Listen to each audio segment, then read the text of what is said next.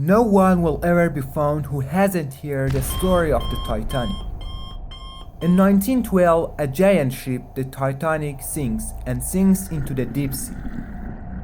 Many of the Titanic's facilities and features were installed on the ship for the first time in the world.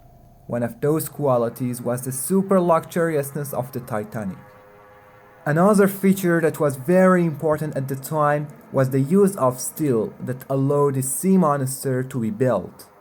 On April 10, 1912, the Titanic packed up a part of her passengers from Southampton, England, then sailed to northern France, where she picked up a number of other passengers, eventually arriving in Ireland, and when she was completely full of passengers, sailed from there for New York.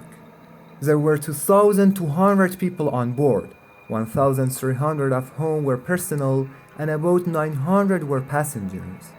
When the ship started moving in the ocean, they were regularly telegraphed to watch out for icebergs.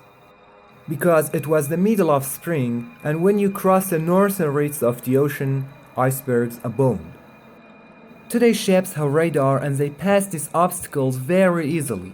But in 1912, the Titanic didn't have radar.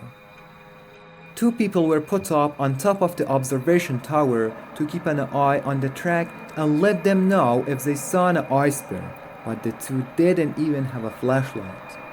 At 11:40 in the evening, as the ship was moving at its last speed, the two men at the top of the tower suddenly saw an iceberg appear in front of the ship, and there was no more opportunity to announce this will to the ship's captain. The starboard side of the ship rubs into the iceberg and passes, but it didn't go very well. The iceberg broke off the ship's side. I wish the onlookers didn't see the iceberg at all, because then the ship would have taken its normal course and slammed straight into the iceberg. Also, the tip of the ship would have been severely damaged, at least it wouldn't sink and stop underwater. Engineers at the time believed that if the ship had hit the mountain with a tip, the nose of the ship would have been able to crash, but not sink. The ship's engineers didn't think it was likely that this ship would sink, and that it would have to have as much lifeboat as the airship inside. There were only 20 lifeboats on board, and the capacity of these boats was only 1,178 people, in the event that 2,200 people on board were drowning. In any case, there were issues where even the full capacity of the same boats wasn't used, and they only carried 705 people on board. About 1,500 people also remained on board and went into the water by ferry. The water in the North Atlantic is also so cold that a few more minutes won't let a human survive. But we hear this story and you probably heard it before, or maybe you have seen the movie. But there are a few conspiracy theories surrounding the ship that say the Titanic didn't sink in the way everyone heard. Some believe that J.P. Morgan, one of the largest financiers in American history, was informed that its main rivals were coming to the United States on the ship, making it even more interesting that J.P. Morgan was himself an investor in White Star Line, the company that owned the ship. Mr. J.P. Morgan himself was supposed to board this ship as well, but didn't board for reasons he knows. At the same time, Bank of America was forming and J.P. Morgan was trying hard to get the bank established. But three of the bank's opponents, who were themselves big billionaires, boarded the Titanic. This pirate theory says J.P. Morgan sank the ship when there was no interruption in the funding of Bank of America. But most believe that the pirate theory is not like that, and that J.P. Morgan was not involved in it, but the Rothschild family was the organizer of the killing. The Rothschilds are the most famous banker family in the world. Proponents of this sort say the Rothschilds actually own the world, because since the 17th century, they have made exponentially large sums of money from every corner of the world and made the most of their money on loans that paid off wars. For example, Britain borrowed money from Rothschild for all its wars against Napoleon Bonaparte and paid for the war. For example, Nathan Rothschild, who is the son of the founder of Rothschild family and who made his family so powerful, has a famous saying. He said, "I don't care what puppet becomes king in England and rules areas where the sun doesn't set." In essence, the government is in hands of the one who controls the British currency, and I, Nathan Rothschild, control the British currency.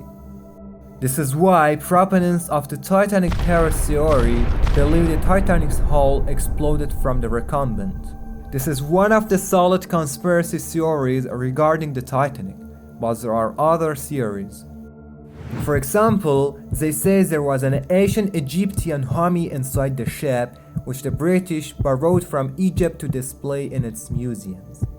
When the work on the mummy was finished in England, the US asked Egypt for the mummy to go to the America and be exhibited in American museums as well. So they're sending this mummy to America on the Titanic. Conspiracy theory proponents say spirits contained in this mummy sank the ship. The mummy theory story spun so much overtones that the same year the New York Times printed it. The New York Times was the most famous news agency in the US at the time, and it's odd that it seriously dealt with a conspiracy theory. Maybe he wanted to make people forget about other conspiracies. Did you think it was over? No, there's still a conspiracy theory about this ship. You should know that Titanic had a twin sister. This was called Titanic and her sister's name was Olympic. The two ships were built exactly the same, and if anyone saw these ships from afar, wouldn't you be able to tell if it was the Olympic or the Titanic? A few months before the Titanic accident, the Olympian was hit at sea and a British Navy ship collided with her back, causing a major rupture, but because it was near port, they rescued her immediately and didn't let her sink. Conspiracy theories aren't oblivious to this either. They say because the Olympic wrestling waist was torn, it was repairable, but it wouldn't be the same as it was at the beginning. That's why they decided to send the Olympics to the ocean under the same Titanic, and so the insurance company wouldn't doubt it. The passenger boarded it and sank it in the middle of the ocean to get the insurance money entirely from the insurance company. Theories say it was too easy to do because the ships didn't have chassis numbers and they just changed their name enough to resolve the issue. That would get a huge amount of insurance money, and some of it would go to the Titanic survivors. The world of conspiracy theories is an interesting world too. They take nothing for granted and only believe their own perceptions of events. But a number of other theories disagree with this theory, saying it doesn't make sense, because the insurance company would only pay $5 million of the Titanic's money if it cost $7 million to build the ship. Either way, we have four theories here. The first original Titanic story theory, we have also seen the movie. After that, the theory was Bank of America and JP Morgan and Rothschild. The third theory was the mummy theory, and the last theory was the insurance company. Which theory do you think makes sense?